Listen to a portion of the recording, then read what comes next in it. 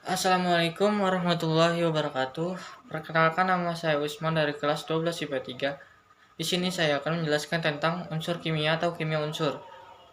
Dalam unsur kimia terdapat 4 poin penting. Yang pertama, pengertian, pengelompokan, sifat-sifat, dan manfaat. Yang pertama, pengertian.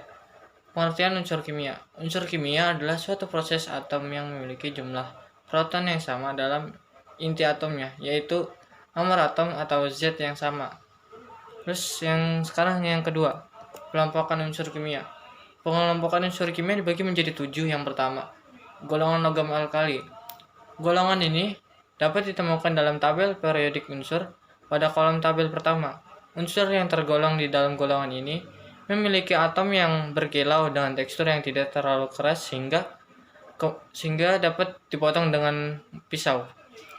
Unsur yang digolongkan pada golongan ini cenderung mudah sekali untuk melakukan reaksi atau reaktif, mudah terbakar atau meledak jika terkena air. Terus yang kedua, golongan logam alkali tanah. Golongan yang berada pada kolom kedua pada tabel periodik ini memiliki 2 buah elektron pada kulit yang terluar sehingga kemudian tidak sereaktif golongan alkali. Unsur yang tergolong di dalam golongan logam alkali tanah cenderung sulit untuk ditemukan dalam bentuk bebas. Yang ketiga, golongan lantanida.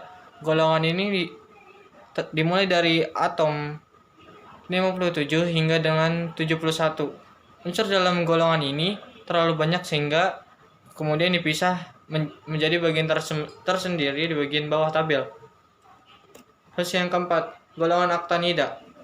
Seperti golongan lantanida yang tadi, golongan aktinida juga terpisah dari tabel dan ditempatkan di bawah tabel karena jumlahnya yang banyak. Unsur dengan nomor atom 89 hingga 103 digolongkan menjadi senyawa aktinida. Semua unsur pada golongan ini cenderung bersifat radioaktif. Yang kelima, golongan logam transisi. Unsur-unsur yang digolongkan sebagai logam transisi memiliki tekstur yang keras namun mudah untuk ditempa, memiliki nilai produktivitas yang baik, dan juga mengkilap. Banyak unsur logam transisi yang dikenal secara luas seperti besi dan emas. Yang keenam, golongan halogen. Unsur yang termasuk ke dalam golongan halogen cenderung reaktif dan membentuk senyawa atau berpasangan dengan logam alkali dan kemudian menghasilkan garam. Yang ketujuh, golongan gas mulia. Unsur pada golongan ini cenderung bersifat stabil di mana senyawa gas mulia tidak reaktif, senyawa gas mulia juga tidak berbau dan tidak memiliki warna. Yang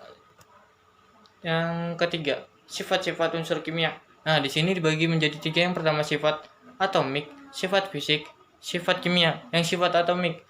Sifat atomik unsur meliputi energi ionisasi, afinitas elektron, konfigurasi elektron, jari-jari atom, dan keelektronegatifan. Yang kedua, sifat fisik. Sifat fisik suatu unsur meliputi bau, warna, kekerasan, kerapatan, titik leleh, titik didih, daya hantar listrik, dan daya hantar panas. Yang ketiga, sifat kimia.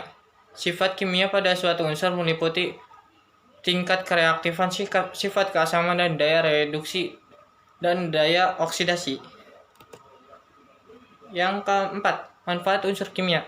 Yang pertama, ada unsur karbon yang dilambangkan dengan huruf C.